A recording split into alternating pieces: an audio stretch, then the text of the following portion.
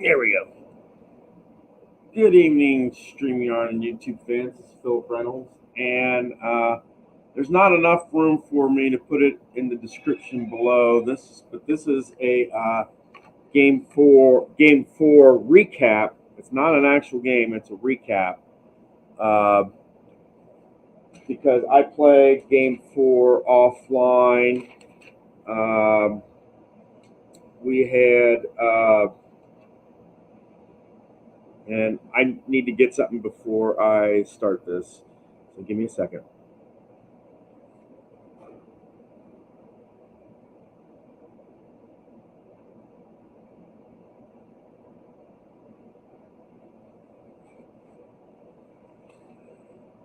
All right. Now, the thing is this is a recap. I played this offline. Um, and as you know, our record is um, 2 wins, no losses, and a draw. And we tied Seattle our last game. I believe, if I'm not mistaken, the score was 1-1. You'd have to go back and look at the last episode, my last Dice United game. I think it was 1-1. Um, but first of all, we start with the locker room checks.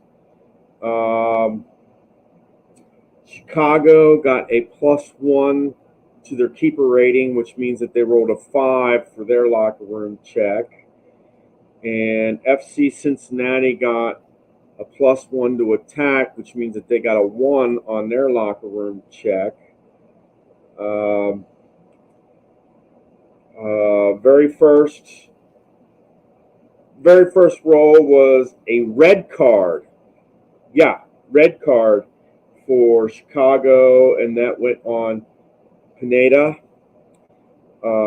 And that's red card. That was the very first red card of the season, and that was in the 3rd minute of play. 12th minute of play was a yellow card. 21st, FC Cincinnati had a D column attack. The shot was wide. 27th minute, yellow card for Chicago. That was their third. The yellow card was on Navarro.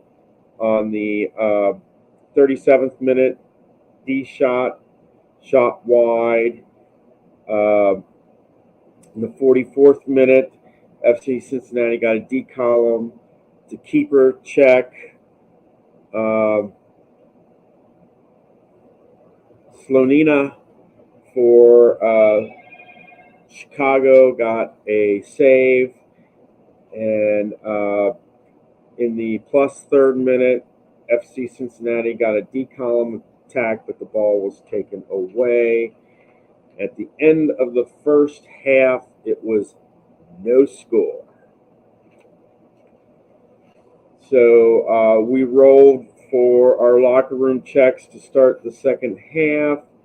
Once again, uh, Chicago got a +1 for their keeper, making their keeper a 9.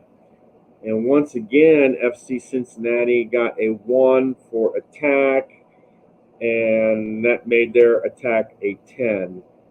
In the 55th minute, FC Cincinnati got a D column attack. The ball was taken away. In the 71st minute, FC Cincinnati had a D column attack. Attack. It was a keeper check. Slonina got his second save of the game. In the 79th minute, Chicago got a D column attack. They were offsides. In the 86th minute, there was a pitch battle, which made +2 for extra time. Yellow card to Chicago. Yellow card was on Duran.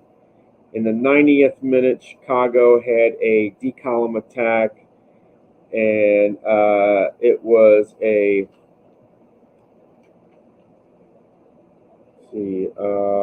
corner kick by Chicago, and Khan made a save and ended the attack. In the plus third minute, there was a yellow card to Chicago. The yellow card was on Espinoza.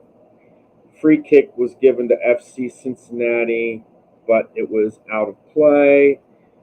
And that was the end of the game. 0-0 tie. There were no. I mean, your stars of the game were your goalies. Khan for FC Cincinnati and Slonina for Chicago. And as a result, FC Cincinnati's record is 2-0-2, and that is exactly where it was at the fourth. After 4 games, it was 2-2, 2 wins, no losses, 2 draws, and we're kind of even for the season. Game 5 will be in Nashville. Nashville's the home team. And Game 6 will be at home versus Miami. And I just came on to give you a quick recap of Game 4. And it wasn't really exciting. The biggest real excitement was a red card to start the game. And after that, as a matter of fact, you had 4 kind of penalties on Chicago. Actually, take that back, 5 penalties on Chicago, and a lot of D-column attacks, both for FC Cincinnati and for Chicago. Just nothing could get in the net for either team. And FC Cincinnati has a record of 2 wins, no losses, and 2 draws. Nashville is the next game. Miami will be after that. The Nashville game is away. The Miami game will be at home. And I'm not sure if it will be a Dice United game next, or if it will be a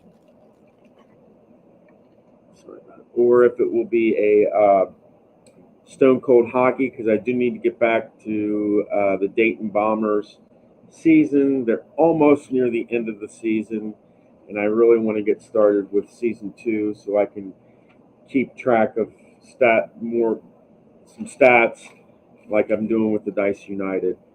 That's all I have for you tonight, guys. You all take care and have a good evening. And so far, 4 games in, 2 wins, 2 draws, and that's exactly where FC Cincinnati was to start the season. Let me see. And next up will be Nashville. After that is Miami.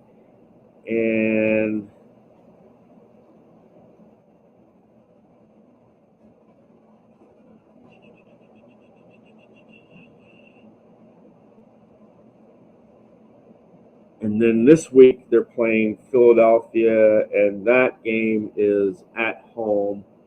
So Game 7 will be at home. Pretty much we made a little changes here and there. They won Game 1, won Game 2, tied the next 2, but we're still at exactly where they were to start the season, 2 wins and 2 draws. So, and we'll see how. In the next 2 games, Cincinnati won both of these. So it'll be interesting to see if they can eke out some 2 wins, or exactly what does happen. So until next time, guys, you have a good evening.